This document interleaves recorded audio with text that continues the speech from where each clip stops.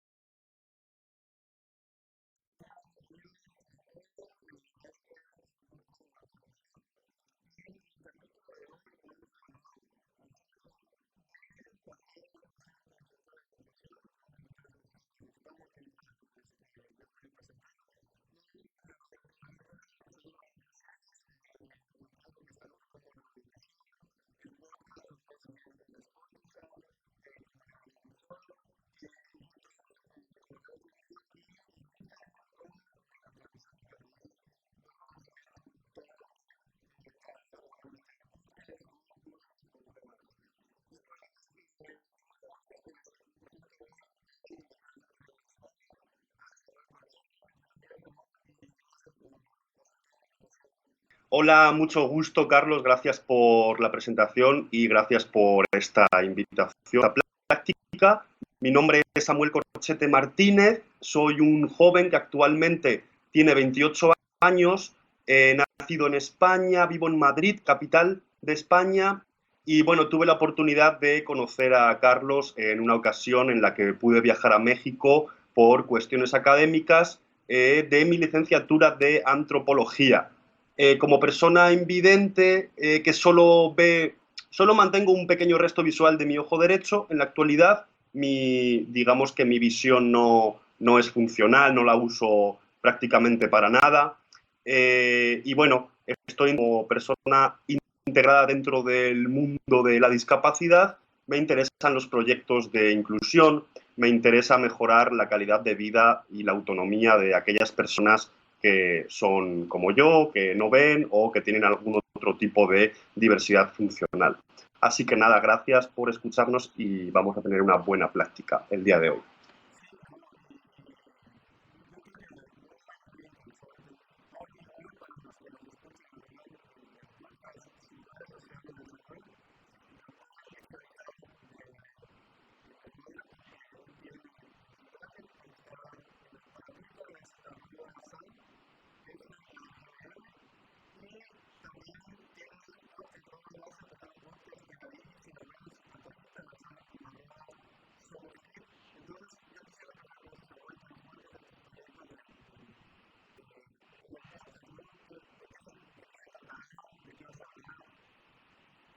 De acuerdo.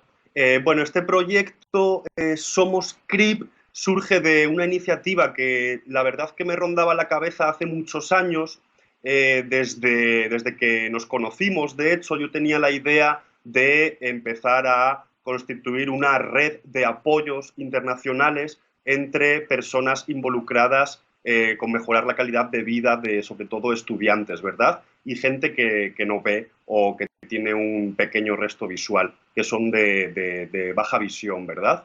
O débiles visuales, los llaman ustedes, creo. Entonces, he de decir que este proyecto ya lo tengo, ya tenemos los logos creados, las redes, y ahora nos encontramos en el momento, yo junto con un amigo que vive en Bélgica, que a su vez es de Venezuela. Él es ingeniero, él no tiene nada que ver con el mundo académico ni nada, pero pues bueno, es la persona que me va a apoyar con toda la parte logística de grabar, difundir y tal. Entonces la idea es muy parecido a este espacio, traer a diferentes personas que se relacionen con el mundo de la discapacidad a un espacio, a un podcast, a un diálogo donde se puedan tratar temas relevantes sobre los sueños, los anhelos, no sé, la imagen que una persona con X discapacidad tiene acerca de sí misma. En definitiva, es un espacio donde el diálogo va a ser el motor de todo y donde queremos pues constituir esta red esta red de compañeros, compañeras, ¿verdad? Para ver qué sucede, ¿no? Entonces, en pocas palabras es eso. Todavía, si se meten ustedes en las redes, van a ver que no hay contenido porque, pues bueno, ahora es cuando va a empezar a decir. Muchas gracias por comentarlo. Luego, en mi Twitter personal, si es cierto que tengo contenido, lo he usado más de cara a mi maestría, pero bueno, va a estar también conectado y ahí por redes, lógicamente, pueden contactar si tienen alguna duda o alguna cuestión. Ahí estamos para atenderles. Eso en cuanto, sí, eso en cuanto al podcast, ¿verdad?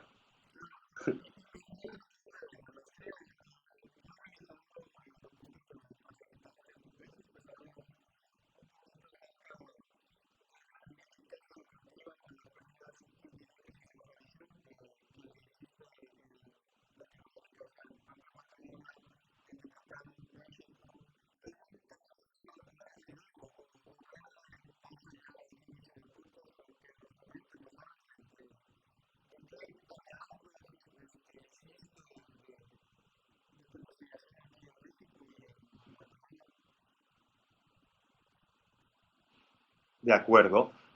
Vale, pues como les comenté, yo soy licenciado en Antropología Social y Cultural por la Universidad Autónoma de Madrid, es la UAM. Así, en resumidas cuentas, en el 2016 tuve la oportunidad de hacer un intercambio académico en la UADY, Universidad Autónoma de Yucatán, allá en Mérida, y sí es cierto que en este año todavía no tenía las cosas muy claras respecto a mi enfoque profesional, podemos decirlo. Entonces, pues bueno, fue un primer contacto en el que yo pude empezar a conocer a gente involucrada, sobre todo del mundo educativo del contexto mexicano. Ese año pasó y antes de la pandemia, 2019, tuve la oportunidad de volver a salir de mi país, de España, en este caso a Guatemala, Centroamérica. En Guatemala estaba el objetivo con el que fui a Guatemala era hacer mis prácticas de la licenciatura voluntarias, eran voluntarias, pero yo escogí hacerlas en una escuela de educación especial que se sitúa en una localidad de Guatemala, sobre todo la parte centro del país, que se llama San Martín Gilotepec. Hubiera algún niño, alguna niña con una situación de ceguera o similar, ¿verdad? No obstante, cuando llegamos a la escuela, yo y otra compañera española que de magisterio, fuimos los dos juntos hasta allí a hacer las prácticas, nos dimos cuenta de, o yo me di cuenta, ¿verdad?, que era porque era mi objetivo principal encontrar a estos niños no videntes para poder hacer mi trabajo y poder de ahí comenzar lo que sería finalmente mi tesis para acabar la licenciatura. Yo me di cuenta de que había otra población, había otras realidades en la escuela. De 32 niños y niñas, digamos que había unos 2, 3 con una situación de sordera, había otros 3 o 4 con síndrome de Down, parálisis cerebral también había unas pocas personas y en su mayoría, más de la mitad, eran personas con, o bien que presentaban un problema de aprendizaje no diagnosticado o bien que sí que tenían de alguna manera autismo, ¿verdad? Entonces, bueno, yo me tuve que adaptar a la situación de la escuela y realmente, pues bueno, hice tareas de todo tipo. En esta escuela llegamos en febrero del 2019 y yo al final estuve colaborando con las maestras y las familias hasta julio, agosto del 2019. Paralelamente al apoyo que les daba en la escuela, que la verdad que era muy gratificante, iba desde, no sé, salir a hinchar las pelotas con las que jugaban los niños en el descanso, hasta ayudar a la directora, doña Telma, a gestionar pues unos talleres capacitantes que ella estaba empezando, sobre todo para crear productos de limpieza, piñatas. Ella tenía la idea, la sigue teniendo a día de hoy, de que realmente todos esos alumnos tienen una posibilidad real y una cabida dentro de la sociedad, ¿no? Entonces, su objetivo era que poco a poco empezaran a conocer un oficio con el que pues pudieran ingresar un dinero en casa. El taller que más funcionaba en el tiempo que yo estuve allá, que fue justo el primer año en los que se intentó emprender estos talleres capacitantes, fue el de productos de limpieza, más específicamente un producto que usaban para el suelo, ¿verdad? Para trapear el suelo, bueno, que comprábamos todo lo que se necesitaba, los colorantes incluso, y ellos luego lo vendían por galones o por lo que necesitaran. De forma paralela a esta escuela, yo empecé a centrarme en encontrar familias en Guatemala o asociaciones que trabajaran con estudiantes que no vieran. Porque a diferencia de qué pasa con México, ¿verdad? En Guatemala, como estructura pública educativa, solo existen las escuelas de educación especial y además esas escuelas de educación especial solo abarcan hasta la primaria. En secundaria ya esas personas se encuentran y de esas familias se encuentran con que no hay un apoyo no hay una estructura pública, en este caso dependiente del Ministerio de Educación de Guatemala, que pueda garantizar que sus hijos y sus hijas continúen los estudios, ¿no? Entonces, a mí esto me llamó mucho la atención y me hizo pensar en que quizás las personas que no ven, no, por mi experiencia de no encontrarme realmente en la escuela especial ninguna persona que no viera, a mí me hizo pensar bueno, que estaban más desfavorecidas que otras realidades, que otras diversidades sensoriales, como queramos llamarlo, ¿verdad? Pero bueno, nada, yo creo que al final no era así, ¿verdad? Definitivamente encontré una asociación privada de Guatemala que se llama el Benemérito Comité Pro Ciegos y Sordos de Guatemala. Este comité tiene un sistema de lotería que son los sorteos de Santa Lucía, por medio de los cuales bueno, consiguen ingresos y de alguna manera consiguen financiar. Imagino que habrá luego más apoyos, más subvenciones o otro tipo de recursos económicos, ¿verdad? Pero bueno, ellos tienen varias escuelas dependientes de su organización, son de ellos, son privadas, donde dan atención, ¿no? Digamos que es como un CAM, es como un centro de atención múltiple en México, pero en este caso dependiente de una asociación privada guatemalteca y bueno. Entonces aquí sí que después de varios trámites administrativos, porque yo tuve que pedir permiso para que me dejaran acceder a alguna de sus escuelas, definitivamente conseguí que me dieran permiso a acceder a la escuela más norte del país, que se sitúa sí, bueno, en una ciudad que se llama Quetzaltenango o llamada Sela también, ¿verdad? Está muy cerca, bastante próxima a la frontera con Tapachula, ¿no? Y bueno, pues yo seguía viviendo en San Martín, pero ahora empecé de lunes a viernes a desplazarme a la ciudad de Sela. Yo me quedaba ahí toda la semana y empecé bueno, a observar, a acceder a los distintos salones de esta escuela para luego más tarde viajar con los maestros itinerantes por los distintos lugares rurales, zonas rurales en las que ellos se desplazaban para visitar a algún alumno, algún niño que no viera, que le hiciera falta. Entonces, bueno, para no extenderme mucho, estuve colaborando con esta asociación, digamos, de julio a octubre, y en octubre ya me desplacé a México hasta enero, donde, bueno, también tuve ahí unos aproximaciones a otras escuelas y a otras familias que yo ya conocía y que en su día, pues, les había apoyado con alguna cosa concreta, ¿no?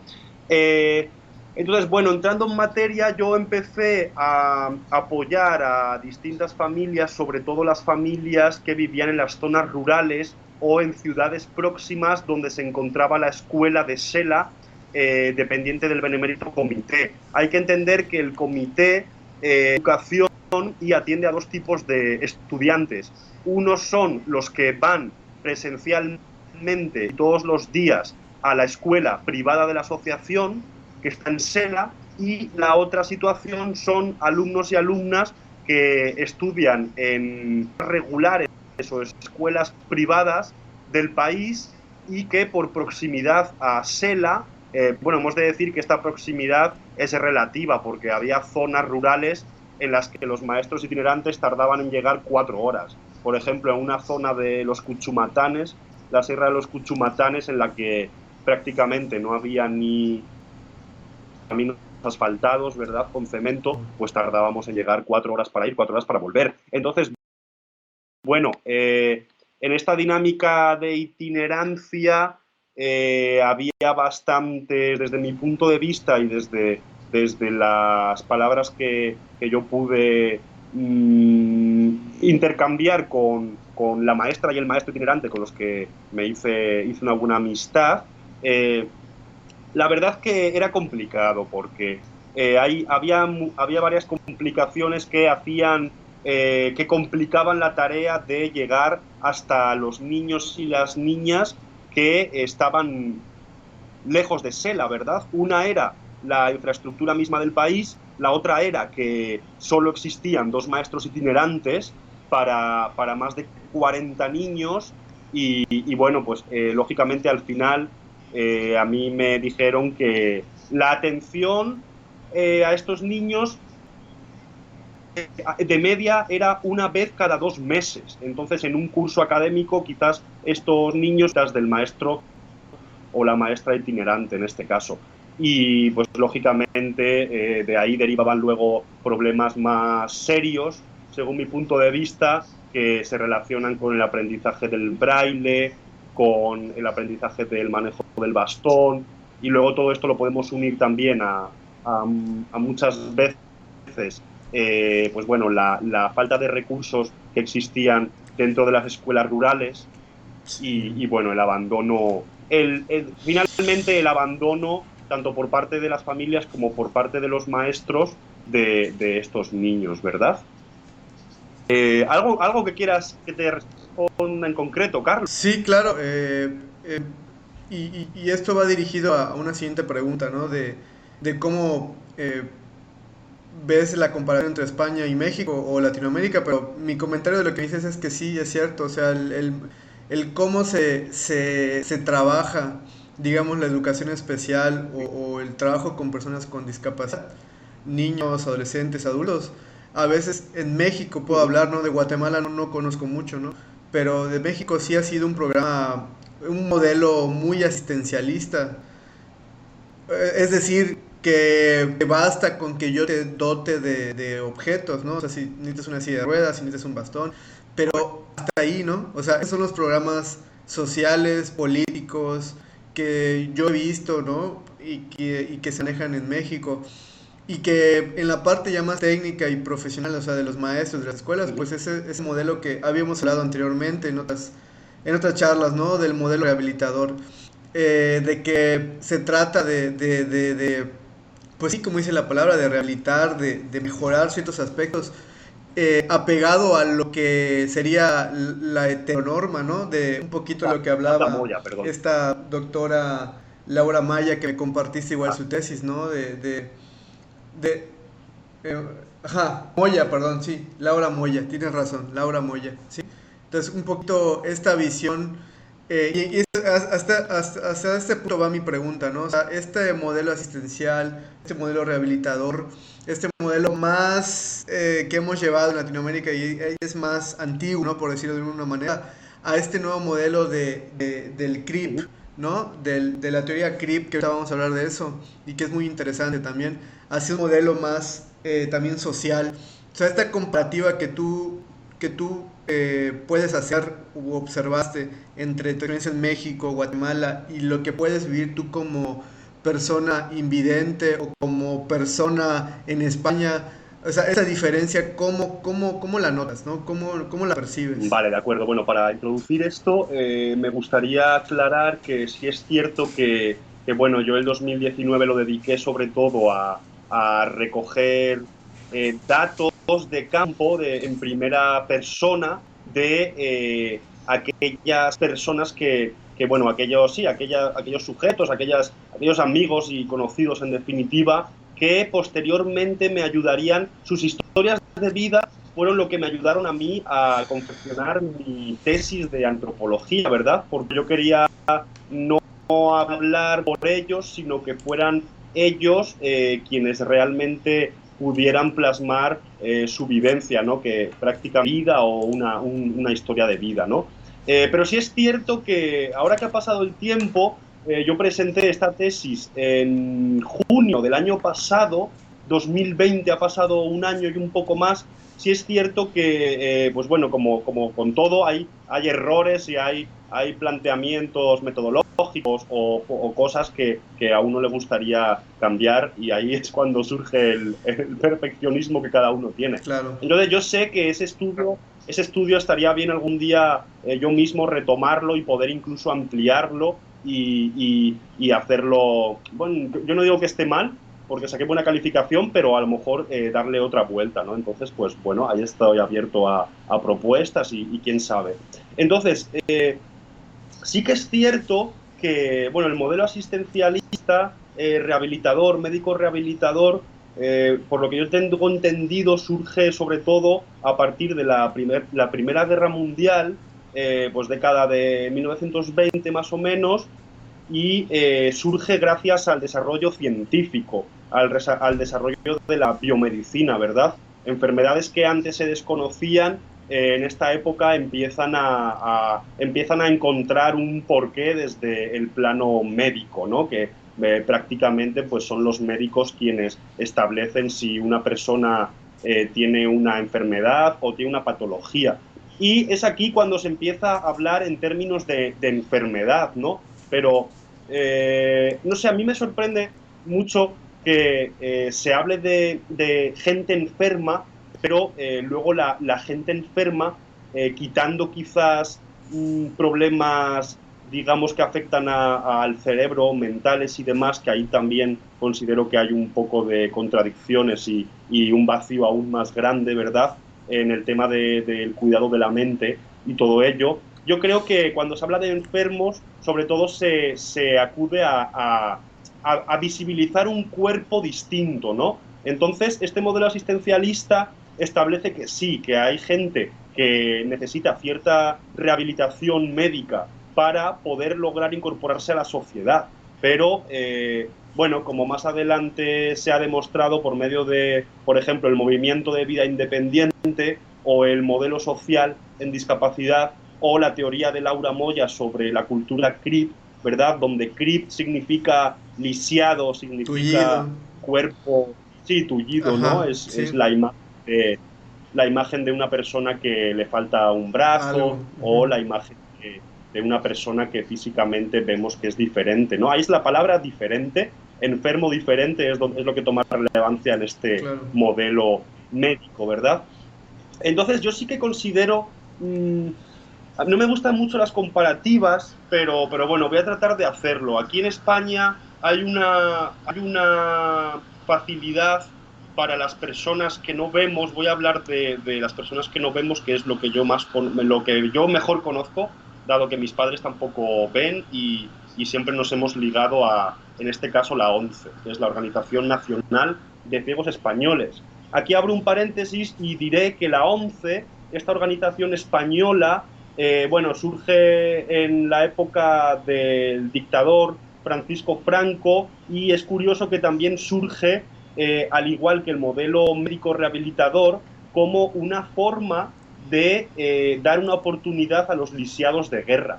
En la Ujú. guerra que hubo en este país, la guerra civil de 1936 al 39, que finalmente ganó el dictador, pues bueno, hubo mucha violencia, hubo gente que tuvo que ser amputada, hubo gente que perdió la vista, y esta organización surge para eso, ¿no? Igual que el modelo rehabilitador surge porque tras la Primera Guerra Mundial hay una serie de veteranos que pues bueno, vuelven a sus países con muchas heridas de guerra, entonces preocupa que esa gente no pueda Claro. tener una oportunidad.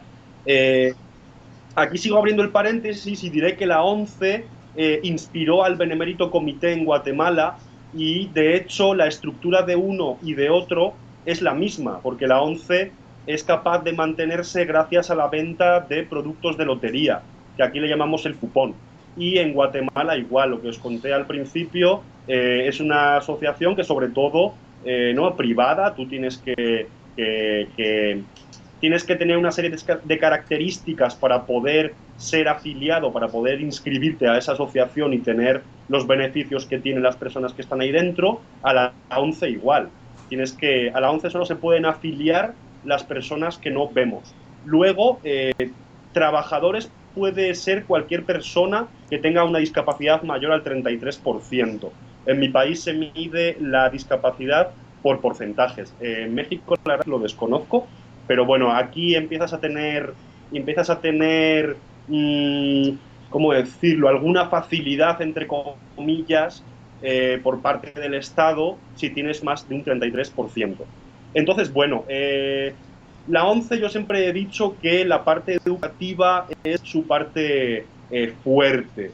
En todos estos años, en 4 décadas, desde los 80, digamos que mis padres, o incluso un poco antes, desde los, bueno, digamos desde 50, sí, 40 años, porque Francisco Franco, el dictador, murió en 1975. Entonces, desde los 80 la ONCE se ha ido transformando, ha mantenido su parte de donde saca los ingresos, que es la venta de productos de lotería, ¿vale? Pero al mismo tiempo, en el plano educativo, ha hecho cambios que yo considero que son importantes aquí señalarlos, porque bueno, nos puede ayudar a ver esta comparativa con México, por ejemplo, o con Guatemala. Entonces, en un primer momento, esta organización de España sí que trabajaba con escuelas especiales, igual que el Benemérito Comité en Guatemala. Ellos tenían distribuidos por el país en diferentes zonas escuelas privadas de la organización donde pues bueno, había diferentes realidades, aparte de la falta de visión, aparte de gente que no viera, gente ciega, pero también había gente, pues por ejemplo, sordociega, gente sorda, síndrome de Down, o sea, un poco de todas las diversidades, aunque la gente que tenía una visión reducida o no veían nada era mayoritaria, ¿no? Como en este caso mis padres, que estudiaron en escuelas de este Claro. tipo.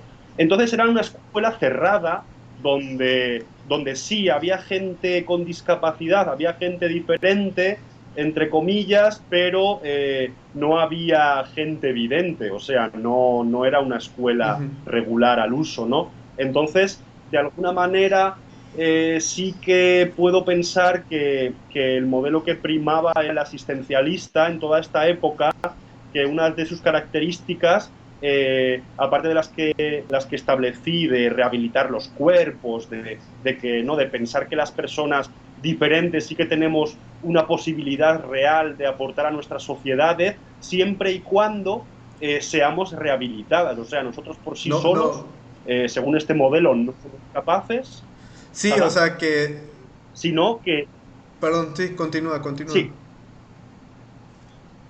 no, Sí, te escucho, sí. este modelo me llama la atención, y más que comentas que normalmente surge por los heridos de guerra, ¿no? Es decir, desde esa visión de gente herida de guerra que perdió alguna capacidad o alguna, eh, sí, una capacidad sobre Ajá. todo para ver, para escuchar, no sé, una pierna, pues desde ese punto, Uh -huh. ¿no? Pues tendría algún sentido. En la realidad es que muchas de las personas que caen o son atendidas en este modelo es que muchas veces la discapacidad no es adquirida, ¿no? O sea, es algo que traen congénito, de desarrollo, es algo que no se puede cambiar, digamos así, ¿no? Por eso es tan importante cambiar o sensibilizar a la gente o a los países, a las políticas públicas o a los mismos profesionales a cambiar la visión, porque esto no va no se puede abordar desde lo que yo creo como persona sin discapacidad, sino de que tengo que dotar a la persona de lo que requiere, ¿no? Y ese creo que es un punto importante. Sí, estoy de acuerdo. A ver cómo lo expreso. O sea, sí, hay personas, por ejemplo, que, pues en mi caso, yo nací con un cáncer de retina que se denomina retinoblastoma, el cual, pues no estaba diagnosticado, y yo nací en 1993 y aquí en España no había un tratamiento de ese cáncer. Bueno, es un ejemplo un poco malo, pero digamos que lo mío fue heredado. Entonces, sí, hay gente, y después la discapacidad también se habla, ¿no? De que el ser humano a medida que envejece, o sea, hay Sí, situaciones que otras personas hacemos con ellas, pero a medida que el ser humano envejece, hay muchos casos de pérdidas ¿no? De audición, de de visión, de memoria. movilidad. Entonces, realmente no es crear esa diferencia de, vale, está bien, hay gente que tiene que ser rehabilitada, ¿no?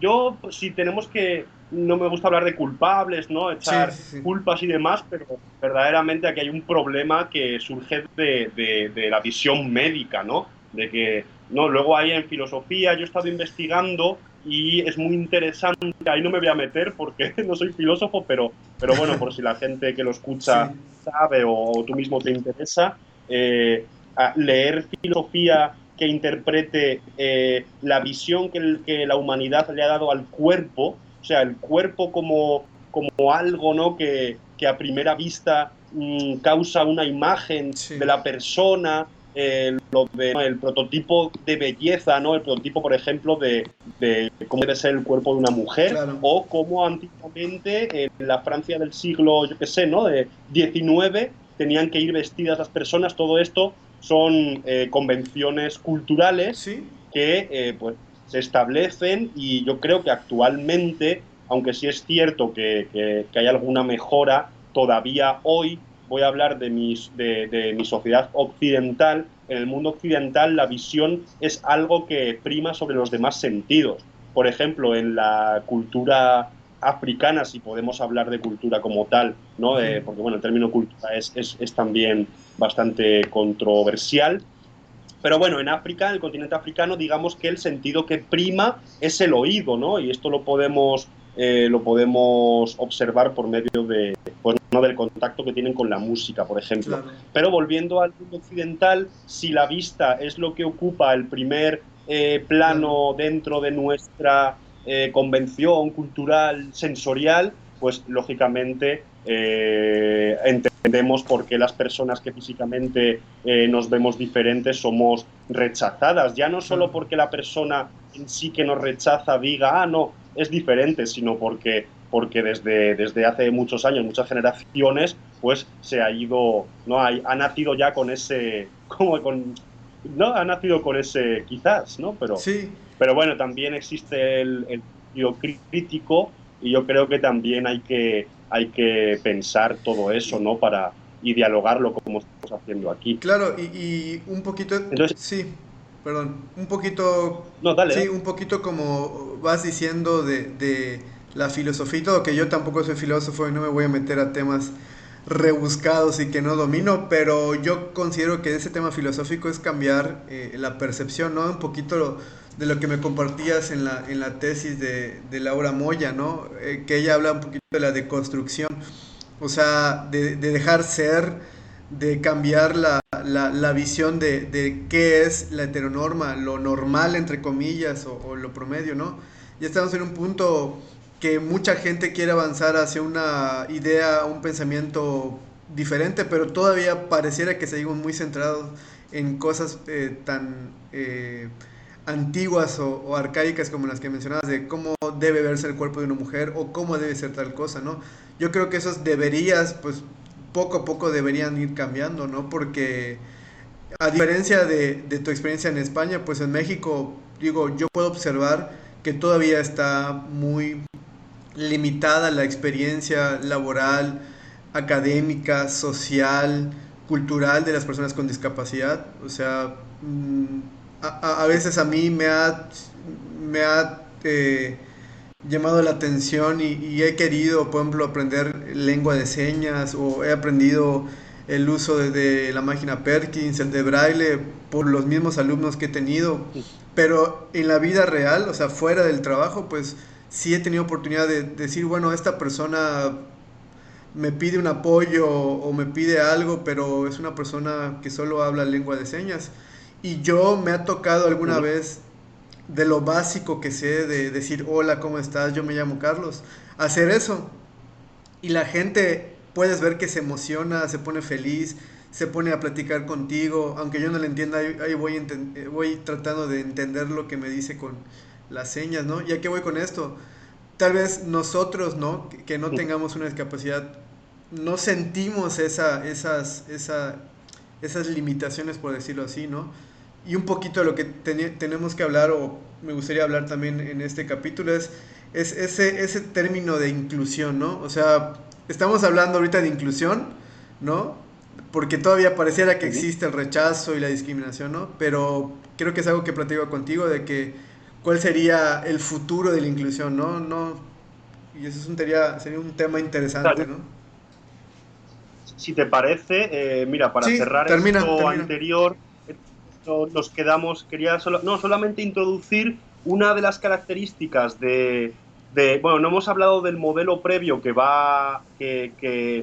precede al modelo rehabilitador, pero en pocas palabras es el modelo de prescindencia que establecía que, bueno, ¿no? Como su nombre dice, hay que prescindir de las personas diferentes porque pues bueno, en esas épocas, estamos hablando de Grecia, de Roma, sociedades Sí, ya bastante lejanas, esas sociedades pensaban que literal la persona que nacía con una diferencia aparente o no, que realmente ellos veían que no era como el prototipo perfecto de ciudadano, tenía que ser marginada. sí. Ahí eran o marginadas o...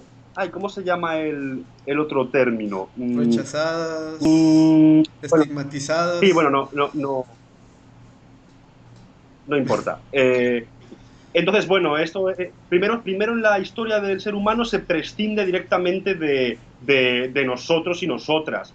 Luego, después de la Primera Guerra Mundial, ya empieza a surgir el pensamiento de, oye, quizás esta gente puedan tener un tratamiento especial con el que algún día puedan llegar a la altura de las personas normales, entre comillas, ¿no? Ahí viene la idea de heteronormalidad, de ¿no? Patriarcado, todo esto, Sí, ¿no? sí, Que sí. se liga hombre, blanco, tal y tal, ¿no? Y en esta época es cuando la institucionalización de la discapacidad se da muy fuertemente, ¿no? Si te remites a tu país, México, yo ahora mismo estoy pensando en Estados Sí, Unidos, pero bueno, en México, por lo que yo sé, creo que es el PRI quien empieza, ¿no? Partido político, quien empieza a crear todos estos institutos, todas estas escuelas que llamaban, bueno, tú lo sabrás mejor que yo, escuela para ciegos o débiles sí, visuales, ¿no?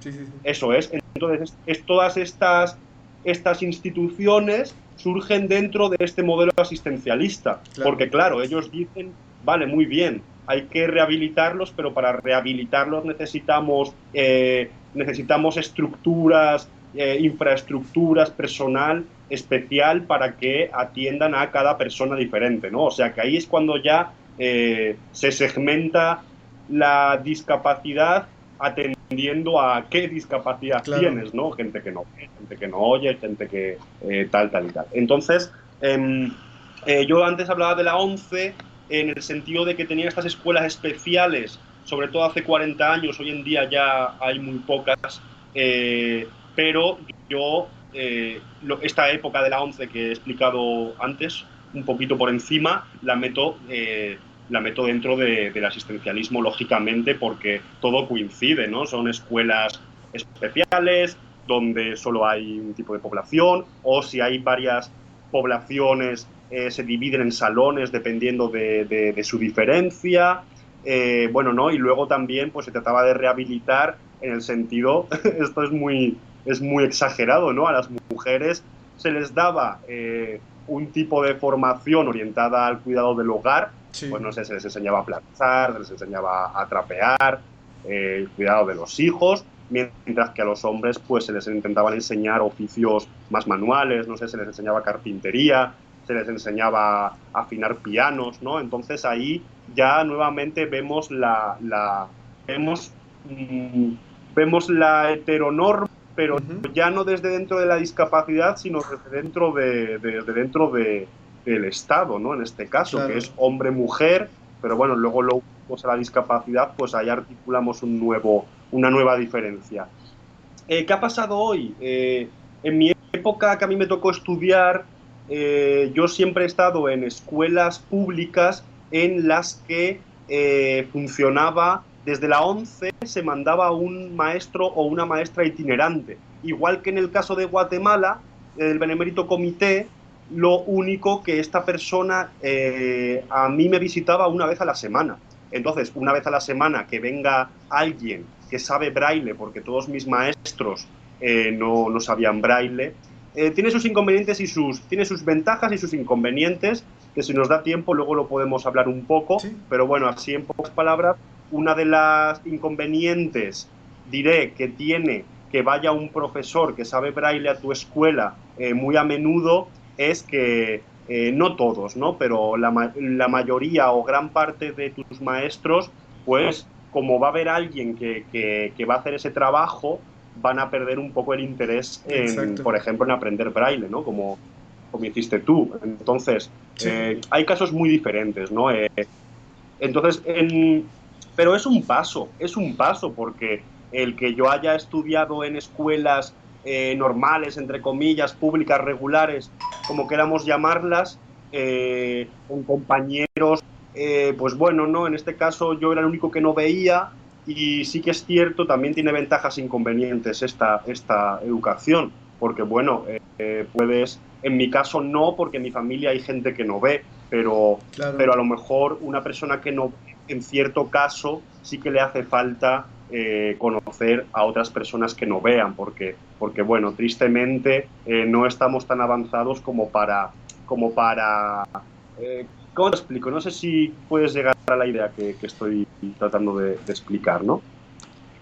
Sí, Como que hace falta apoyo de los tuyos a veces, ¿no? claro, sí, y y lo visualizo de esta manera, ¿no? O sea, para que puedas trabajar o atender, hablando en el sentido siendo familiar, profesional, Estado, gobierno, pues obviamente va empezando desde el núcleo familiar, se extiende a la comunidad, se extiende al Estado, se extiende al país, ¿no?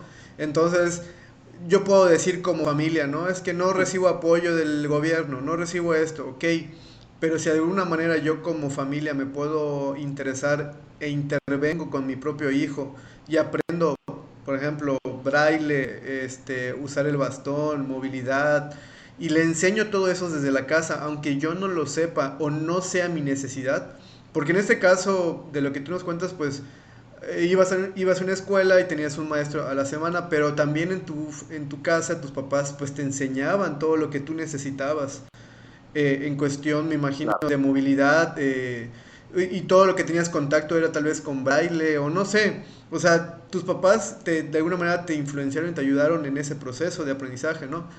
Pero imagínate que seas Sí, como el caso de de la alumnita que veías en nuestra escuela en el pueblo donde estabas aquí en México, pues era ella la sí. niña invidente, pero los papás no. Entonces, pues los papás no tenían la necesidad de aprenderlo, ¿no? Y ese era la situación. Perdón, Carlos, Sí, perdón que te corte, se te está cortando bastante. ostras. Sí, y es como la niña que visitabas en la escuela aquí en Mérida, cuando nos visitaste, ¿no? Hace algunos años. Pues ella es el caso de una Sí, niña, ciega, invidente, pues, pero en su núcleo familiar era ella, ¿no? No los papás. Entonces la tendencia era, bueno, yo soy el papá, tú maestro, enséñale, ¿no? Entonces yo creo que ese punto que tú dices es que si desde la familia se la apoya y se interesa, aunque no sea mi necesidad, ¿no? O sea, yo no necesito como papá aprender braille o usar un bastón, pero mi hija sí. Entonces, desde este punto yo creo que hay que cambiar el pensamiento, ¿no? La percepción de cómo abordar. Porque es cierto, ¿no? Países como México tal vez al llevar un modelo asistencialista, ¿no? Rehabilitador, esperas que alguien más haga este trabajo, ¿no? Que en este caso es el doctor, el maestro, el médico, alguien, ¿no? La realidad, y es yo creo que un siguiente tema que podríamos abordar es hacia qué punto tiene que llegar el tema de la inclusión, porque el que yo esté en una escuela aparte, con otros niños invidentes o con otro tipo de discapacidad, pues de alguna manera segmenta, limita, ¿no? No están todos los niños en una sola escuela, ¿no? Sino que se puede segmentar claramente y eso, pues de alguna manera no es inclusión, ¿no? Ese es otro tema, ¿no? Totalmente. Yo creo que para que podamos hablar de inclusión al 100%, bueno, mejor dicho, yo creo que para que podamos dejar de hablar de inclusión y ya lo Exacto, superemos toda esta etapa en la que estamos, primero se habló de integración, bueno, primero no se hablaba de nada, luego se habló de integración, exacto. luego se empezó a hablar un poquito ya de inclusión, Ujú, pero con integración todavía. Y ahora es como que estamos obcecados en la inclusión que tenemos que superar para dejar de hablar de todo esto, ¿no? Para llegar a esa claro. sociedad idílica donde las personas no seamos, no sé, también yo es que soy muy crítico con las sociedades que llevamos actualmente y yo considero que las cosas, todas las cosas se unen, ¿no? Sí, En este sentido, claro, si una familia toda su vida ha escuchado que no, ha escuchado, hay pobrecitos que no ven, o ha visto gente con capacidades seguro, pero que no tiene oportunidad laboral, que no ha tenido apoyo de su familia y se los encuentra en la calle pidiendo limosna o no, o caridad, ujú, o yo qué sé, o se los encuentra en un centro concreto, ahí internados, o pues lógicamente esa familia va a pensar si el día de mañana tiene una hija o un hijo diferente con algún tipo de situación especial, digámoslo, aunque tampoco me gusta hablar de sí. especial, pero bueno, ¿no? Realidad de ¿De discapacidad, discapacidad? Ajá. pues claro, pues no va a saber, no va a pensar en ningún momento, a lo mejor sí, ¿no? Pero muy pocos casos va a decir, está bien, ¿no? Mi hija es capaz, yo voy a esforzarme porque mi hija, Claro, luego todo esto lo unimos también depende ¿no? de la zona donde iba esta familia, pues la diferencia entre la zona rural y la zona de urbanización, ¿no? Pues claro. es bastante diferenciada. El modelo, ¿no? La calidad de vida que tienen las personas o a lo que se dedican, ¿no? Entonces, bueno, yo con esto no quiero decir, no digo nada, simplemente que pues hay para personas que será más evidente el establecer, no sé, estoy pensando en una familia que yo conozco ahí en México, en Pomuch, Ujú, Campeche, que pues es una zona rural, pues sí es cierto que la mamá es maestra, que también yo creo que tiene que ver, el niño no ve y los padres, o sea, lo que este niño sabe, por lo que yo hablo con ellos, lo sabe porque su padre se ha esforzado por transmitírselo más que por su maestra de la escuela regular de Pomuch. Entonces, claro, esta maestra dice que no tiene la posibilidad de ayudarle porque no, por lo de siempre, porque tiene que atender a más estudiantes, porque no tiene los conocimientos ni el material adecuado ni las herramientas para este niño, pero en este caso, pues bueno, Félix sabe leer braille porque el padre se ha molestado en aprenderlo, se sabe las horas porque su padre se ha molestado en fabricar un reloj en oh, braille, y cosas, sabe manejar bicicleta, porque, pues sí, bueno, pues porque también, entonces, ¿no? Ahí está la claro. diferencia, yo considero. Pero para poder superar la inclusión, pues lógicamente tenemos que hablar de sociedades más Claro. equitativas, tenemos que hablar de una eliminación de violencias del hombre hacia la De mujer, género. Ujú, ¿no? de la sociedad. Correcto, también tenemos que dejar de hablar de precariedad laboral, porque claro, si tú vas a una empresa como persona que no ve manejando compu, como es mi caso, teniendo don de palabras, ¿no? Sí, Toda claro. esta parte que yo, digamos, mi trato con las personas que ven, digamos que es normal. Yo lo he pensado mucho, pero yo creo que es normal y dentro de lo que cabe está normalizado porque yo he estudiado en escuelas con gente que ve toda mi vida Claro. y aunque haya conocido a gente que no ve, sí que es cierto que yo he tenido que aprender a... He tenido que de alguna manera dejar de lado mi realidad como persona que no ve, ¿no? Olvidarme, ¿no? Porque eso es muy importante. Muchas veces las personas que somos diferentes nos creemos diferentes porque nuestra sociedad nos ha enseñado desde que nacemos, nos ha enseñado eso, nos ha transmitido de que no, de que nosotros no podemos, no sé, por ejemplo, se me ocurre, no podemos ir a comprar unas tortillas, ¿no? Porque, no sé, porque nuestra mamá nos ha protegido Claro. siempre y nos ha dicho que no, que yo no puedo cruzar la calle porque me va a llevar un carro. O, ¿no? O he ido a por las tortillas y la de las tortillas me ha dicho que qué hago yendo a por las tortillas, ¿no? Claro. Entonces tú mismo y tú misma te crees diferente, vas creciendo y esa diferencia pues se personifica en nosotros y es que es difícil no creerse diferente cuando diariamente ¿cómo decirlo? Estás absorbiendo comentarios, miradas, rechazos Claro. de un trabajo, ¿no? Cuando perfectamente es que eres válido.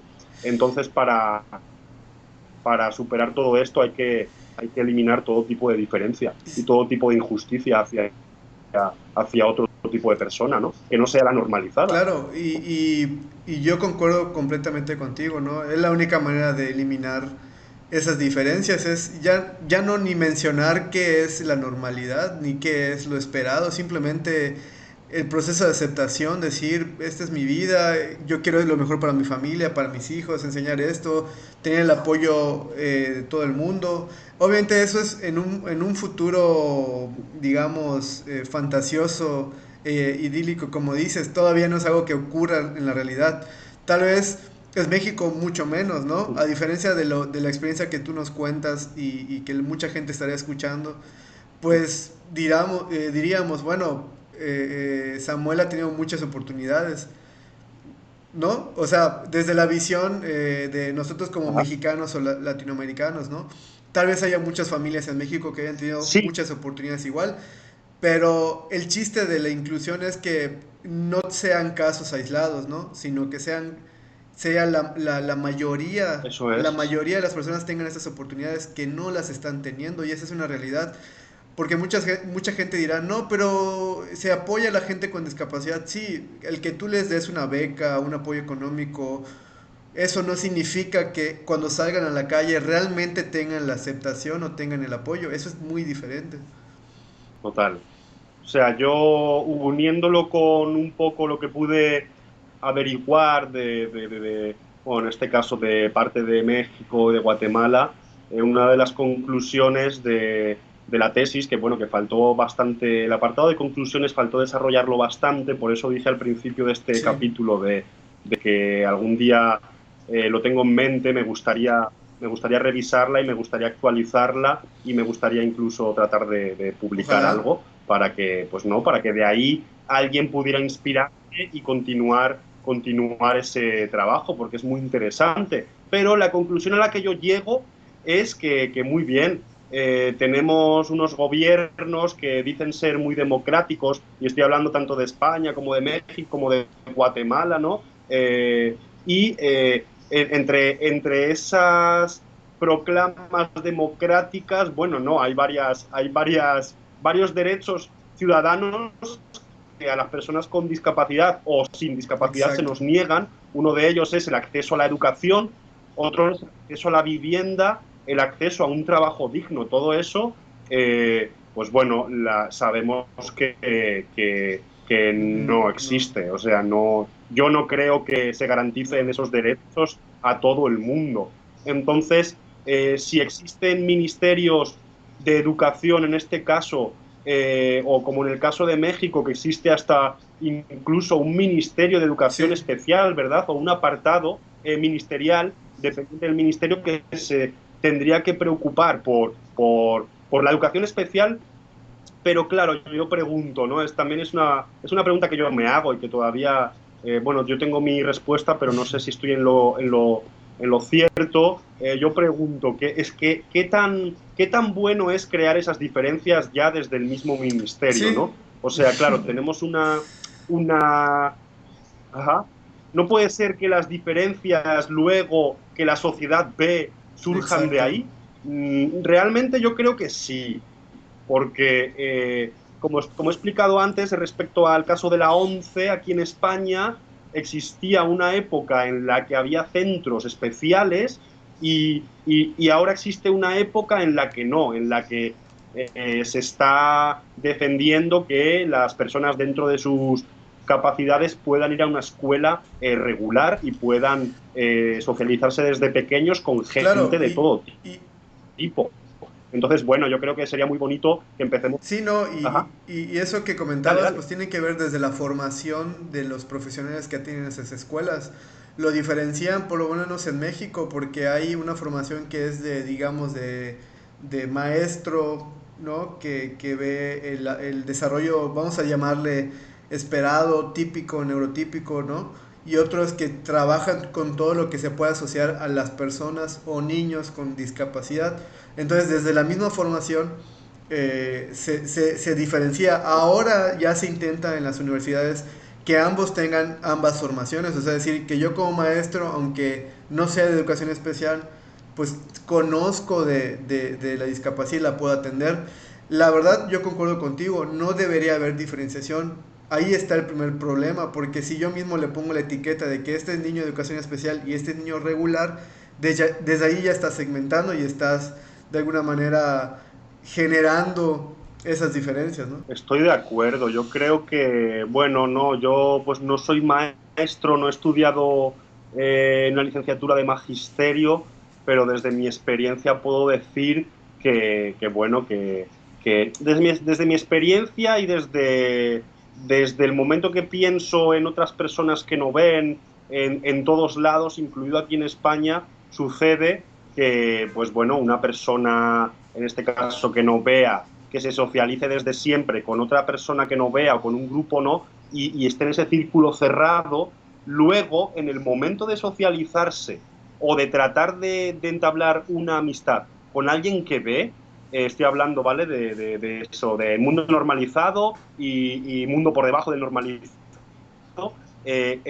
La persona normalizada eh, encuentra siempre alguna excusa para rechazar a esa persona que no ve. No, esto lo veo yo a día de hoy con gente ya Sí, sí, mayor, sí. con gente incluso pues, 40, 50 años que, pues bueno, en temas de estrategias sociales sí que es cierto que se nota una diferencia. Yo no digo que, o sea, vamos a ver, yo no digo que, ¿cómo decirlo? Que a lo mejor se me puede malinterpretar.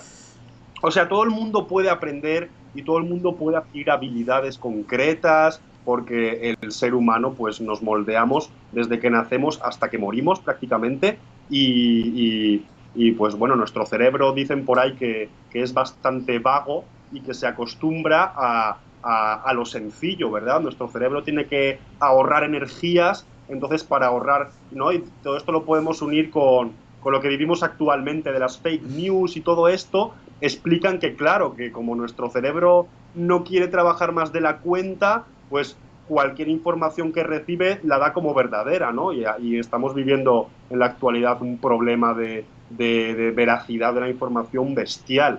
Entonces, de cara a la socialización, pues bueno, algo similar quería yo explicar, ¿no? Que realmente la persona que ya ha adquirido unas habilidades o una forma de relacionarse con semejantes, en el momento que tiene que cambiar o tiene que adaptarse a otro grupo de la población, no es capaz. Pero no es capaz porque realmente no lo sea, sino porque ya se ha acomodado a su forma de ser y porque, bueno, también vamos a decir, y porque la otra parte, en este caso la sociedad normalizada, vidente, como queramos llamarlo, pues también tiene Claro. prejuicios quizás hacia esta población, hasta nuestra población, Sí, ¿verdad? Entonces se claro, se juntan las juntan dos las dos, cosas, sí. ¿no? Eh, sí, tiene que ser parte del proceso personal, es decir, la persona con discapacidad y su familia sobre todo tienen que tener ese proceso como de aceptación, de promover, y un término que habíamos comentado era de promover la funcionalidad, ¿no? Eso es algo que se nos olvida a veces a la hora de intervenir con los niños, adolescentes y adultos con discapacidad. Lo que hay que ver es la funcionalidad, y yo creo que con ese tema podríamos cerrar, ¿no? Hablar un poquito de la autonomía, la independencia, ¿no? Es algo que necesitan las personas con algún tipo de discapacidad, ¿no? Pero muchas veces no se promueve. Ujú. Sí, Vale, bueno, en cuanto al tema de funcionalidad, yo no voy a meter muy, sí, muy en profundidad porque también son temas filosóficos. Bueno, para introducir esto, recomiendo a la gente que nos escucha que, bueno, que busquen a una filósofa que se llama Marta Nussbaum. Ella, bueno, digamos que de los modelos que hemos visto teníamos el de prescindencia. A continuación viene el médico rehabilitador. Luego, en los años 1980, en Estados Unidos ya se empieza a vislumbrar desde el movimiento de vida independiente, MVI, a través de un lema que a mí me gusta mucho darlo a conocer, que en inglés es Nothing about us without us. Dice, nada de nosotros sin nosotros, ¿no? Esto es un lema que establece que las personas que nos dicen que somos diferentes tenemos derecho a exteriorizar y expresar qué es aquello que queremos, ¿no? Porque, bueno, sí, en este caso, pues el movimiento de vida independiente surge gracias a un estadounidense en silla de ruedas que entra a la Universidad de Berkeley a estudiar, es la primera persona que hay constancia que trata de estudiar una carrera universitaria, una licenciatura en Estados Unidos, y en esta Universidad de Berkeley le dicen que no, que él no puede. Pero no solo le dicen que no, sino que él mismo se da cuenta de que es imposible porque pues no hay rampas, no hay... O sea, él se ve solo y establece que, bueno, se ve tan solo que hasta tiene que alojarse en la enfermería de la universidad, porque no había habitaciones para él y, bueno, al final pues le alojan ahí, ¿verdad? Este chico consigue articular el movimiento de vida independiente, el cual luego se extiende ya a otros países, incluido España, Finlandia, etcétera, etcétera. Entonces, bueno, a partir del 2000, más concretamente en el 2001, aquí en España surge el Foro de Vida Independiente y Libertad, que es FVID.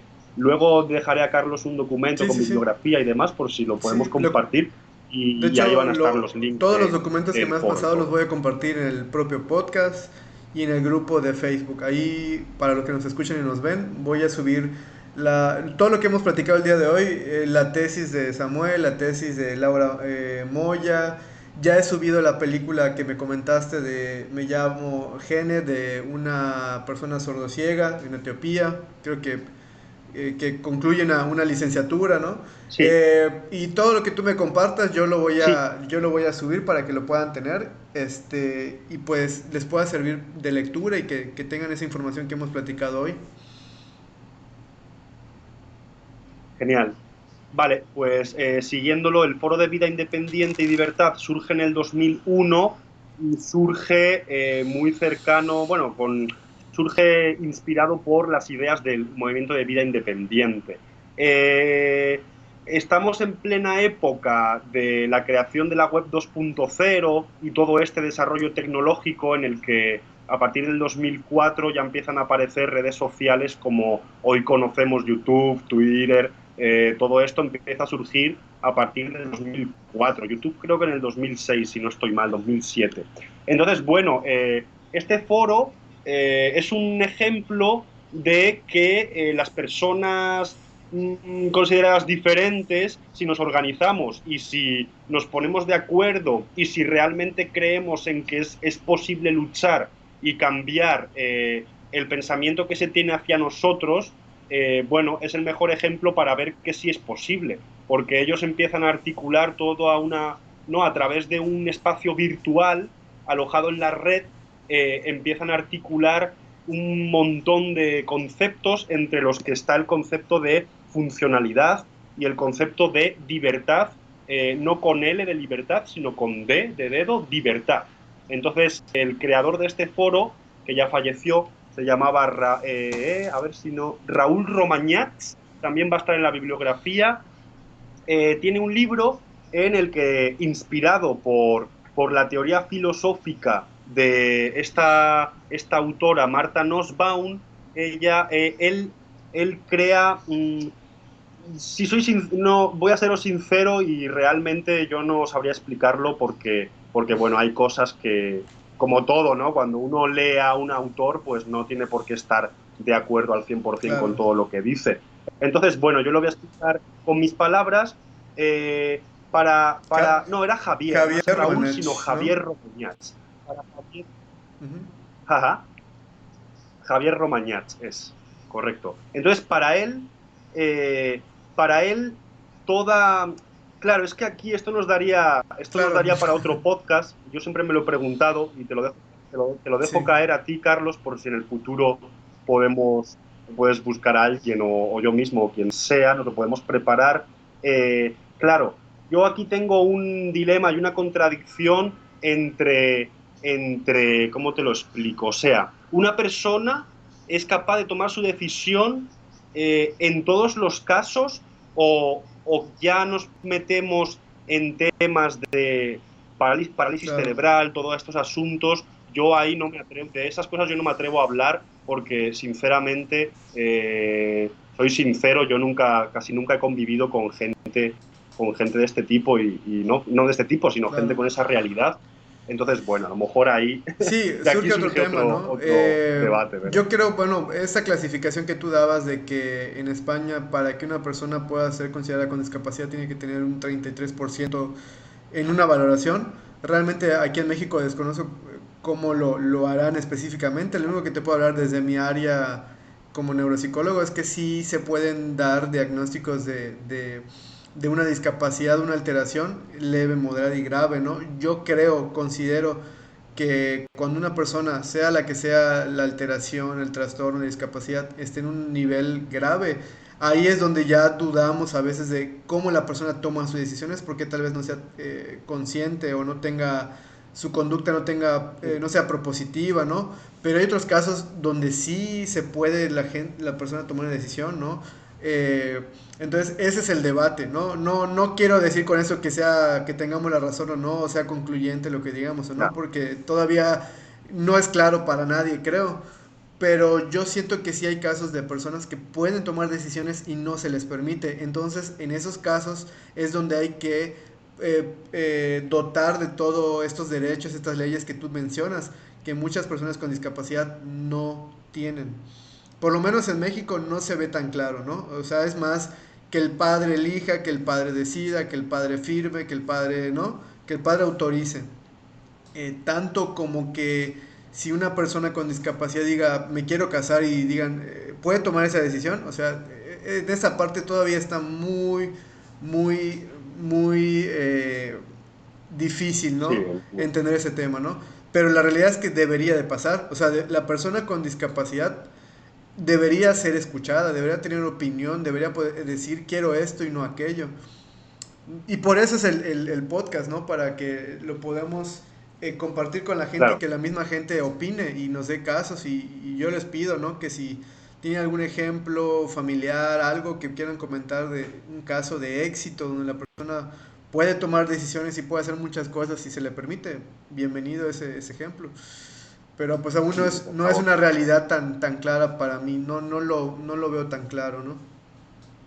Vale, para mí tampoco. Para aclarar esto, pues bueno, hablemos del supuesto de que consideramos que la persona de la que estamos hablando, o el colectivo de personas de los que estamos hablando, tienen una capacidad racional justa, o bueno, tienen la capacidad racional necesaria, cognitiva, ¿verdad?, para Sí, tomar sus propias decisiones y saber qué quieren y qué no quieren, siempre exacto. teniendo en cuenta como hablábamos al principio de esta charla, de que en la educación del ser humano y en el aprendizaje que tenemos como animales racionales, y que, que poseemos el lenguaje, que es la parte, yo creo, una de las partes más poderosas y más potentes, pero el lenguaje tanto verbal como no verbal, ¿no? Que eso también daría para otro Claro. podcast. Sí. Entonces, bueno, Sí, no, no, no, esto es... consideramos que desde...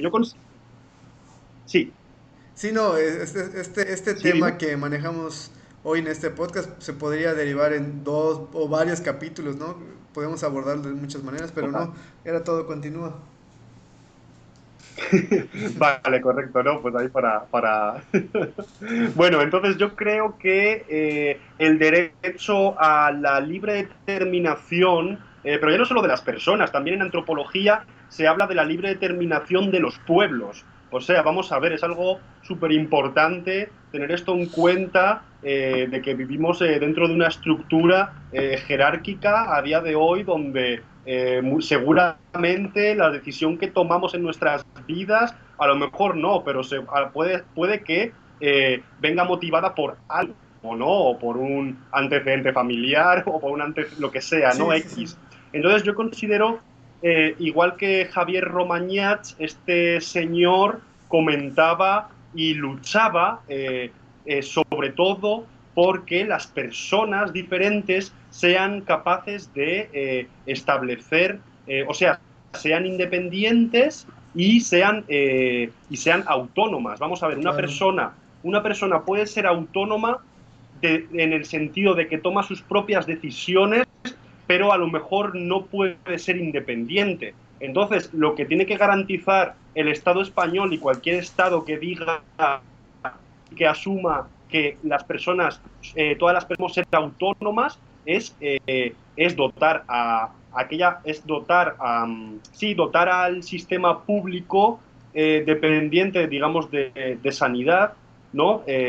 O al sistema público social de un mecanismo por medio del cual las personas puedan solicitar un apoyo. Pero claro, Claro. luego también todo esto choca también con la crisis del mundo de los cuidados, lo mal visto que está, por ejemplo, la gente que cuida, lo desprestigiado que están sobre todo las mujeres que son cuidadoras, ¿no? Porque es innegable que hay más mujeres que cuidan que hombres que cuidan en el sentido de profesión. A lo mejor hay gente que no está de acuerdo, pero bueno, es mi pensamiento.